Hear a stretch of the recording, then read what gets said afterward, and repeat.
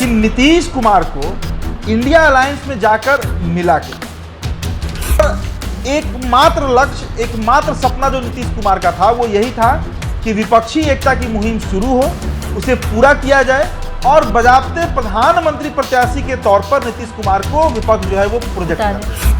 कि पिछले 7-8 सालों में नीतीश कुमार ने जितने बार दल बदला, कभी बीजेपी, कभी आरजेडी, फिर बीजेपी और अब फिर आरजेडी, तो विपक्ष के दिमाग में ये बात भी है, राहुल गांधी भी ये बात जानते हैं, एम के स्टालिन भी इस बात को समझ रहे हैं, केजरीवाल भी इस बात को समझ रहे हैं कि सबसे अविश्वसनीय नेता अगर कोई इंडिया अलायंस में है तो वो नीतीश कुमार है। नीतीश कुमार की पार्टी भी इस बात की गारंटी नहीं दे सकती है कि नीतीश कुमार अगले 2 महीने में, अगले 2 दिन के अंदर वो किधर रहे हैं, 2 महीना छोड़िए, कि नीतीश कुमार एक सांकेतिक मैसेज इंडिया अलायंस को देना चाह रहे हैं, एक प्रेशर पॉलिटिक्स करना चाह रहे हैं कि भाई अगर हमारी नहीं चलेगी इंडिया अलायंस में, नीतीश कुमार की नहीं चलेगी, तो मेरे लिए ऑप्शन बी यानी एनडीए जो है वो तैयार है। इस बार जो नीतीश कुमार सत्ता परिवर्तन किए, जो महागठबंधन में गए, उन्होंने साफ कहा है, स्पष्ट कारण बताया नीतीश कुमार कि इसके पीछे ललन सिंह कारण। ललन सिंह के कहने पे हम इधर चले हैं। नीतीश कुमार की सबसे बड़ी खूबी क्या है कि वो कोई भी स्टेप लेते हैं ना तो उसको जस्टिफाई कर देते हैं, उसको लेजिटिमेट कर देते हैं, उसको सही साबित कर देते हैं कि हम अगर महागठबंधन से बीजेपी में 2017 में आए तो सही थे, 22 में फिर हम महागठबंधन में चले गए तो भी हम सही है, और अगर इस बार फिर से वो इंडिया अलायंस में आने का प्रयास कर रहे हैं और सफल हुए तो इस बात को भी वो साबित कर देंगे कि वो सही किए हैं, वो गलत नहीं किए। अखिलेश प्रसाद सिंह कांग्रेस के जो प्रदेश अध्यक्ष हैं वो 9 सीट पर दावा ठोक रहे हैं, कह रहे हैं कि 2019 में हम 9 सीट पर लड़े थे तो 24 में भी हमको 9 सीट चाहिए ही चाहिए, किसी का नहीं सुने। भाकपा माले के राष्ट्रीय सचिव दीपांकर भट्टाचार्य 9 सीट की मांग कर चुके हैं। वाम में 2 और पार्टियां हैं, सीपीआई और सीपीआई एमएल, इनका भी मांग है कि भाई हमको 3-4 सीट चाहिए। आप बताइए कि अगर 20-22 सीट ये लोग दे ही देगा तो लालू और नीतीश एडजस्ट कहाँ करें? इसके अलावा नीतीश कुमार के जितने सिटिंग एमपी हैं वो राजद या कांग्रेस के प्रत्याशी को हरा कर बने हैं। हमने जहानाबाद का चर्चा किया, जहां से सुरेंद्र यादव राजद प्रत्याशी मात्र 1751 वोट से हारे, पूर्णिया के संतोष कुशवाहा, वाल्मीकि नगर के सुनील कुशवाहा, सिवान में कविता सिंह, इस तरह के कई सीट हैं बिहार में जहां पर जदयू के सिटिंग एमपी हैं और वहां पर राजद के दावेदार अभी से तैयारी कर रहे हैं कि हमको वो सीट चाहिए। तो नीतीश कुमार एक प्रेशर में भी थे, तो अपने सीएम पद को बचाने के लिए भी ये हो सकता है कि इधर चले आएं, और लगभग 13 महीने से तो बचाए ही हुए हैं, लेकिन अब इधर से अगर प्रेशर बढ़ेगा तो फिर हो सकता है कि नीतीश कुमार उधर जाने का मन बनाए। 27 दल है विपक्षी एकता में इंडिया अलायंस, उसमें नीतीश कुमार ही, देखिए रहने को ममता बनर्जी भी रह चुकी हैं वाजपेयी जी की सरकार में, लेकिन वो नेता जो सबसे लंबा टेन्योर पूरा किया बीजेपी के साथ, जिसका नैसर्गिक अलायंस, नेचुरल अलायंस बीजेपी के साथ है, जिसके वोटर बीजेपी के वोटर हैं और बीजेपी के वोटर जिसके वोटर हैं वो नीतीश कुमार है। नमस्कार, मेरा नाम बीना है और आप द बिहार टॉप देख रहे हैं। G20 समिट मनाया जा रहा है दिल्ली में। अलग अलग देशों के राष्ट्रपति, प्रधानमंत्री और जो बड़े नेता हैं वो पधार चुके हैं। ऐसे में 2 दिवसीय है, 9 और 10 तारीख को। आज बिहार के सीएम भी रात्रि भोज में जाने वाले हैं। इस खबर को लेकर जो है मुहर लग गई है। फिलहाल जो खबर आ रही है इसके अनुसार नीतीश कुमार जो है वो रवाना भी हो चुके हैं। हमारे साथ बातचीत करने के लिए उदित है। हम बातचीत करने वाले हैं कि इससे पहले भी कई मौके आए हैं जब बिहार के सीएम नीतीश कुमार को बुलाया गया है, लेकिन नीतीश कुमार ने उन सभी मौकों को टाल दिया, दरकिनार कर दिया। और ऐसे में एक तरफ जहां इंडिया अलायंस की बात चल रही है, विपक्ष एकता की बात चल रही है, एक पंच पर लाने की बात चल रही है, तो सबसे पहला नाम नीतीश कुमार का आता है। ऐसे में इस दौरान जब सबसे मुखर होकर नीतीश कुमार भाजपा विरोधी बन गए हैं, भाजपा का विरोध कर रहे हैं, एक मंच पर विपक्ष को लेकर आए हैं, इस बीच आज ऐसा क्या हुआ कि नीतीश कुमार G20 समिट के रात्रि भोज जो कि राष्ट्रपति के द्वारा दिया जा रहा है उसमें शामिल हो रहे हैं। लगभग 1 साल कह सकते हैं, 1 साल के बाद आज प्रधानमंत्री नरेंद्र मोदी और नीतीश कुमार की मुलाकात भी हो सकती है। उदित, क्या लगता है आखिर चाहते नीतीश कुमार तो इसको भी टाल सकते थे, वो नहीं भी जा सकते थे। ऐसे कई मौके आए जब नीतीश कुमार ने ऐसे आयोजनों को टाल दिया, दरकिनार कर दिया। लेकिन एक तरफ इंडिया की बैठक हुई, तीसरी बैठक हुई थी मुंबई में, उसके बाद इस रात्रि भोज में जाने का मकसद क्या हो सकता है? देखिए, नीतीश कुमार अगर सही मायने में एक पत्रकार के दृष्टिकोण से नहीं, एक अगर आम बिहारी के दृष्टिकोण से भी हम समझे और सोचे इस बात को कि नीतीश कुमार को इंडिया अलायंस में जाकर मिला क्या। पिछले साल अगस्त के महीने में, ये 13वां महीना चल रहा है, खैर 13वां बहुत खराब माना जाता है, किसी भी चीज के लिए। तो ये 13वां महीना चल रहा है इस सरकार का, महागठबंधन सरकार का। पिछले साल 9 अगस्त शायद वो तारीख थी जिस दिन बिहार में सत्ता तख्ता पलट हुआ था। हाँ। उसके बाद नीतीश कुमार एक सूत्री कार्यक्रम में लगे कि विपक्ष को एक किया जाए। हाँ। और एकमात्र लक्ष्य, एकमात्र सपना जो नीतीश कुमार का था वो यही था कि विपक्षी एकता की मुहिम शुरू हो, उसे पूरा किया जाए और बजाबते प्रधानमंत्री प्रत्याशी के तौर पर नीतीश कुमार को विपक्ष जो है वो प्रोजेक्ट कर दे। एकमात्र यही उद्देश्य था नीतीश कुमार का। ये कहना कि विपक्षी एकता हम सिर्फ कराना चाह रहे हैं, एक मंच पर सभी को लाना चाह रहे हैं, नरेंद्र मोदी को हटाना चाह रहे हैं, ये बात राजनीति में तो कम से कम पचने वाला नहीं है, इरास नहीं आएगा, क्योंकि नीतीश कुमार उस तरह के नेता भी नहीं है। नीतीश कुमार नेता से अधिक मुख्यमंत्री हैं और हमेशा गद्दी के साथ रहने वाले व्यक्ति हैं। लेकिन विपक्षी एकता हुई भी। 23 जून को पहली बैठक हुई पटना में। उस समय भी ये लगा कि आज कन्वीनर का नाम खोल दिया जाएगा, लेकिन ऐसा हुआ नहीं। लालू यादव ने बजाबते दूल्हे के तौर पर राहुल गांधी को प्रोजेक्ट कर दिया।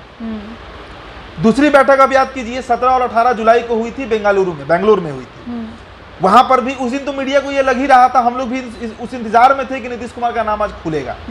नीतीश कुमार का छोड़िए किसी का नाम नहीं खुला, उल्टा नाराज होकर वहां से आ गए। हाँ, उल्टा नाराज होकर आ गए। और क्या बहाना बनाते हैं नीतीश कुमार कि जो मेला लगा हुआ था नालंदा में उस समय मलमास का, उसके तैयारी का निरीक्षण करने के लिए उनको जाना था। हाँ। जो एकदम बेतुका बयान था बिहार के सीएम का।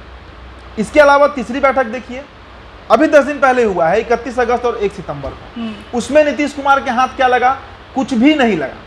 तो कुल मिला जुलाकर आप इस बात को समझिए कि नीतीश कुमार की जो इच्छा थी कि कम से कम प्रधानमंत्री ना भी बने तो नरेंद्र मोदी के सामने एक चैलेंज बनकर खड़े हो। देखिए, ये नीतीश कुमार की आज की इच्छा नहीं है। साल 2010 में इंडिया टुडे के फ्रंट पेज पर, वो मैगजीन आज भी उपलब्ध होगा, नेट पर मिल जाएगा लोगों को, नीतीश कुमार को बजाबते पीएम मटेरियल के तौर पर छापा गया और उसी समय से नीतीश कुमार के अंदर वो तलब, वो इच्छा जाग गई कि वो देश के, चूंकि 5 साल का जो उनका गवर्नेंस बिहार में रहा। और ऐसे भी देखिए उदीप, तो 17 बार से वो सीएम रहे हैं, तो अब आगे वो क्या कर सकते हैं? क्या कर सकते हैं? प्रधानमंत्री राज्य के हिसाब से सबसे ऊंचे पद पर है जी। तो उसी समय से नीतीश कुमार की, चूंकि 5 साल का गुड गवर्नेंस बिहार में उन्होंने दिया था जी। और 2014 में आ गए नरेंद्र मोदी, और तभी से वो जो एक तल्ख जो होता है रिश्ते में, वो नरेंद्र मोदी और नीतीश कुमार के बीच आ गया।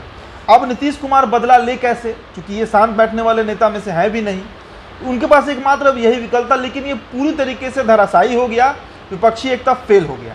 कन्वीनर नहीं बनाया गया, इसका क्या मतलब है? साफ तरीके से। और सबसे बड़ी बात कि पिछले 7-8 सालों में नीतीश कुमार ने जितने बार दल बदला, कभी बीजेपी, कभी आरजेडी, फिर बीजेपी और अब फिर आरजेडी, तो विपक्ष के दिमाग में ये बात भी है, राहुल गांधी भी ये बात जानते हैं, एम के स्टालिन भी इस बात को समझ रहे हैं, केजरीवाल भी इस बात को समझ रहे हैं कि सबसे अविश्वसनीय नेता अगर कोई इंडिया अलायंस में है तो वो नीतीश कुमार है। नीतीश कुमार की पार्टी भी इस बात की गारंटी नहीं दे सकती है कि नीतीश कुमार अगले 2 महीने में, अगले 2 दिन के अंदर वो किधर रहेंगे। 2 महीना छोड़िए तो, और उससे भी बड़ी बात, आप अब आते हैं हम लोग मुद्दा पर कि आखिरकार वो उस डिनर में जा क्यों रहे, क्या इस बार भी पलटी मारेंगे? देखिए, ये तो अब कहा ही नहीं जा सकता कि नीतीश कुमार का अगला एक्शन क्या होगा। इस पर हम कहेंगे भी नहीं जी। लेकिन ये बात पक्के तौर पर साफ है कि नीतीश कुमार एक सांकेतिक मैसेज इंडिया अलायंस को देना चाह रहे हैं, एक प्रेशर पॉलिटिक्स करना चाह रहे हैं कि भाई अगर हमारी नहीं चलेगी इंडिया अलायंस में, नीतीश कुमार की नहीं चलेगी, तो मेरे लिए ऑप्शन बी यानी एनडीए जो है वो तैयार है। क्योंकि बीच में कई दफा इस तरह की खबर चली। अभी 2 महीना पहले जब हरिवंश बाबू पटना आए थे मुलाकात करने, जो सीक्रेट मुलाकात हुई, उसके पहले सांसदों को बुलाकर मिला गया, फिर राज्यपाल से मिलने चले गए थे, अचानक से सुशील कुमार मोदी के भी वहाँ मुलाकात हुआ। उस समय ये खबर चल रही थी कि क्या नीतीश कुमार का मन फिर डोल रहा है। तो नीतीश कुमार का मन अचानक से नहीं डोलता है। और एक बात आप और गौर कीजिए, इस बार जो नीतीश कुमार सत्ता परिवर्तन किए, जो महागठबंधन में गए, उन्होंने साफ कहा है, स्पष्ट कारण बताया नीतीश कुमार कि इसके पीछे ललन सिंह कारण थे। ललन सिंह के कहने पे हम इधर चले आए। बाबू सभागार में ये बात कहे। उदित जी देखिए, यहाँ रोकना चाहूंगी, नीतीश कुमार जब भी दल बदलते हैं, जब भी उन्होंने पलटी मारी है, तो कभी भी पूरा श्रेय खुद को नहीं दिया उन्होंने, किसी ना किसी के द्वारा। इस बार जब उन्होंने कहा तो कहा कि पार्टी तोड़ी जा रही थी, और जो ललन सिंह है उनके कहने के बाद एनडीए से गठबंधन टूटा है और हम महागठबंधन में चले गए। हाँ, ये तो उनका पुराना ट्रैक। देखिए, नीतीश कुमार की सबसे बड़ी खूबी क्या है कि वो कोई भी स्टेप लेते हैं ना, तो उसको जस्टिफाई कर देते हैं। उसको लेजिटिमेट कर देते हैं, उसको सही साबित कर देते हैं कि हम अगर महागठबंधन से बीजेपी में 2017 में आए तो सही थे, 22 में फिर हम महागठबंधन में चले गए तो भी हम सही हैं। तो एक टर्म होता है लेजिटिमेसी, कि किसी चीज को सही साबित कर देना, वो नीतीश कुमार कर देते हैं। और अगर इस बार फिर से वो एनडीए अलायंस में आने का प्रयास कर रहे हैं और सफल हुए तो इस बात को भी वो साबित कर देंगे कि वो सही किए हैं, वो गलत नहीं किए हैं। तो ये भोज में ममता बनर्जी और नीतीश कुमार दोनों पहुंच रहे हैं। ममता बनर्जी इसके पहले भी कई बार पहुंची हैं। और वैसे ये कोई बड़ी बात नहीं है क्योंकि हर राज्य के सीएम को इनवाइट किया गया है। अरे नहीं, और नीतीश कुमार के लिए बड़ी बात इसलिए है कि हाँ, नीतीश कुमार के लहजे से बड़ी बात है क्योंकि वो पिछले 1.5 साल कह लीजिए वो नहीं गए हैं, और जब से वो एनडीए से अलग हुए हैं तो उन्होंने ही मुहिम शुरू की है भाजपा के विरोध में। तो नीतीश कुमार का ये दिल्ली दौरा बेहद महत्वपूर्ण रहेगा, क्योंकि इससे सबसे बड़ा जो मतलब जो, और एक बात और हम लोग चर्चा कर ही लेते हैं। पहले देखिए, बिहार में महागठबंधन में सीट शेयरिंग को लेकर भी बहुत बड़ा झोल फंसा हुआ है। हर सीट पर ही कैंडिडेट की भरमार है। आप सोचिए ना, कल अखिलेश प्रसाद सिंह कांग्रेस के जो प्रदेश अध्यक्ष हैं वो 9 सीट पर दावा ठोक रहे हैं, कह रहे हैं कि 2019 में हम 9 सीट पर लड़े थे तो 24 में भी हमको 9 सीट चाहिए ही चाहिए, किसी का नहीं सुनेंगे। भाकपा माले के राष्ट्रीय सचिव दीपांकर भट्टाचार्य 9 सीट की मांग कर चुके हैं। वाम में 2 और पार्टियां हैं, सीपीआई और सीपीआई एमएल, इनका भी मांग है कि भाई हमको 3-4 सीट चाहिए। आप बताइए कि अगर 20-22 सीट ये लोग दे ही देगा तो लालू और नीतीश एडजस्ट कहाँ करेंगे? इसके अलावा नीतीश कुमार के जितने सिटिंग एमपी हैं वो राजद या कांग्रेस के प्रत्याशी को हरा कर बने हैं। हमने जहानाबाद का चर्चा किया, जहां से सुरेंद्र यादव राजद प्रत्याशी मात्र 1751 वोट चाह रहे हैं। पूर्णिया के संतोष कुशवाहा, वाल्मीकि नगर के सुनील कुशवाहा, सिवान में कविता सिंह।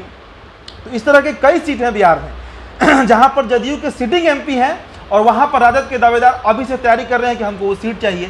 तो पार्टी में भी एक बड़ी टूट की संभावना है जो कि अगले 1.5-2 महीने 3 महीने के अंदर हो सकता है। तो इन सभी बातों को नापते हुए और कितना सीट नीतीश कुमार को मिलेगा, इस पर नीतीश कुमार कुछ नहीं कर सकते हैं, क्योंकि आज वो एनडीए के साथ नहीं है कि हर परिस्थिति में बार्गेन कर लेंगे। आज वो महागठबंधन में है जहाँ के बॉस, उसमें भी 7 दल, जहाँ के सर्वासर्वी और बॉस जो है वो लालू प्रसाद यादव हैं। तो सब नीतीश कुमार के सामने कई तरह की दुविधा है। अब एक सवाल ये भी आता है कि नीतीश कुमार इधर क्यों चले आए महागठबंधन की तरफ। तो देखिए, आपको याद होगा कि बीजेपी का प्रेशर जो है वो नीतीश कुमार पर बढ़ रहा था। जिस समय नीतीश कुमार महागठबंधन में एंट्री किए, संजय जायसवाल बड़ी मुखरता से इनका खिलाफत कर रहे थे, प्रदेश अध्यक्ष हुआ करते थे। इनके अलावा रामसूरत राय जो मंत्री हुआ करते थे उस समय भूमि राजस्व के, इनके अलावा कई मंत्री, अब मैं कई मंत्रियों का नाम गिना सकता हूं बीजेपी के थे जो नीतीश कुमार पर अप्रत्यक्ष रूप से हमला कर रहे थे। तो नीतीश कुमार एक प्रेशर में भी थे। तो अपने सीएम पद को बचाने के लिए भी ये हो सकता है कि इधर चले आएँ, और लगभग 13 महीने से तो बचाए ही हुए हैं। लेकिन अब इधर से अगर प्रेशर बढ़ेगा तो फिर हो सकता है कि नीतीश कुमार उधर जाने का मन बनाए, इस बात से इनकार नहीं कर सकते हैं हम लोग। इसलिए भी पार्टी में एक बड़ी टूट की संभावना जदयू में, खुद का सीएम कुर्सी भी बचाना है, और इस गठबंधन में रहते महागठबंधन नीतीश कुमार के लिए ये सब बहुत मुश्किल है। और सबसे बड़ी बात कि इंडिया अलायंस में उनको मिला क्या। तो इन सभी एंगल्स को अगर हम देखें बिहार के राजनीतिक मतलब विश्लेषक के तौर पर या एक आम बिहारी के तौर पर भी, तो नीतीश कुमार अब जरूर ये बात चाहेंगे कि बीजेपी से उनके रिश्ते कम से कम खराब ना रहें। और आपने जो ओपनिंग रिमार्क में कहा कि लगातार नीतीश कुमार बीजेपी पर हमलावर हैं, नीतीश कुमार पर हमलावर ललन सिंह, आप गौर कीजिएगा। नीतीश कुमार 2-3 ही मुद्दा पर बोलते हैं। एक, प्रेस पर कब्जा कर लिया गया है, और हर बार श्रद्धेय अटल जी को याद कर लेते हैं। चाहे किसी का जयंती हो, रोड का उद्घाटन हो, अस्पताल का उद्घाटन हो, हर जगह नीतीश कुमार श्रद्धेय अटल जी को याद करते हैं। मतलब एक मैसेज वो देते रहते हैं कि बीजेपी से। और वैसे भी देखिए अभी उनके जाने को लेकर ही भाजपा के द्वारा बयान आया है बिहार भाजपा से कि शाम का मतलब सुबह का भूला शाम को लौट घर आ जाए, तो कुछ इस तरह का बयान अभी आया। ये सब तो अभी अब चुनाव के पहले बहुत, देखिए चुनाव के पहले जो खबरें हैं कि जदयू के कई सांसद आ सकते हैं बीजेपी में, जदयू के कई विधायक बीजेपी में शामिल हो सकते हैं। सवाल तो यही रहेगा कि नीतीश कुमार शामिल होंगे कि नहीं होंगे। ये सवाल 2024 के लोकसभा चुनाव तक बना रहेगा।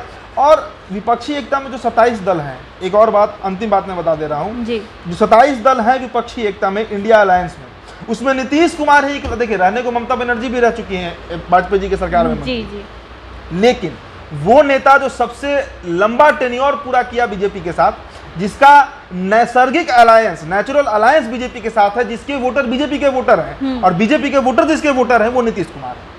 अभी देखिए ना, धर्म को लेकर इतना मामला उठा हुआ है, उदयनिधि कुछ बोल रहे हैं, डेंगू मलेरिया हिंदू धर्म को बता रहे हैं, जगदानंद सिंह कुछ बोल रहे हैं, कल मंत्री। शिक्षा मंत्री चंद्रशेखर यादव बोल दिए कि धरती पर एक ही मर्यादा पुरुषोत्तम हुए, वो पैगंबर मोहम्मद थे। लेकिन इन सब के बावजूद नीतीश कुमार की पार्टी एकदम एक स्टैंड ली हुई है कि हम सभी धर्मों का सम्मान करते हैं। तो ये सब एक बहुत बड़ा मैसेज होता है किसी भी पार्टी का कि उसका अलायंस किसके साथ चल सकता है नेचुरली।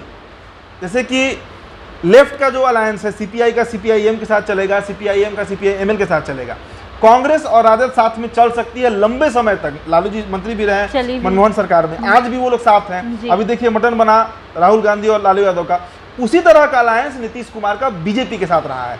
नीतीश कुमार कभी भी लालू यादव के साथ सेट हो ही नहीं सकते हैं। ना तो लालू के वोटर नीतीश को वोट देंगे और ना नीतीश के वोटर लालू को इस बार वोट देने जा रहे हैं। तो बहुत कुछ अभी नीतीश कुमार के दिमाग में चल रहा होगा, दबाव में है, दबाव देना भी चाह रहे हैं इंडिया अलायंस पर। इन सभी मापदंडों को ध्यान में रखते हुए इस डिनर में सामने सामने देखिएगा नरेंद्र मोदी और नीतीश कुमार बैठेंगे जी, और भोज पकवान खाया जाएगा।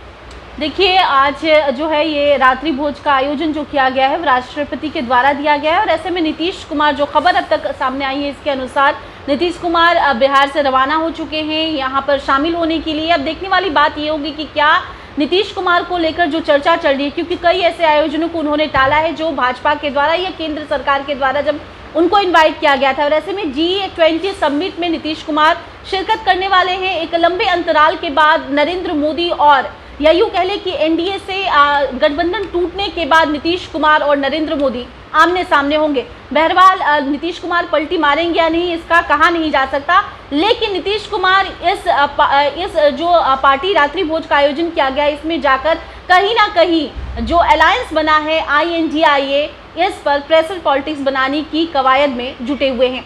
फिलहाल आपकी क्या राय है? अपनी राय कमेंट के जरिए हम तक दीजिए। इसके साथ ही अगर अब तक आपने हमारे YouTube चैनल को सब्सक्राइब नहीं किया है तो इसे सब्सक्राइब कर लें और ऐसे अन्य तमाम खबरों के लिए बने रहे द बिहार टॉप के साथ। धन्यवाद।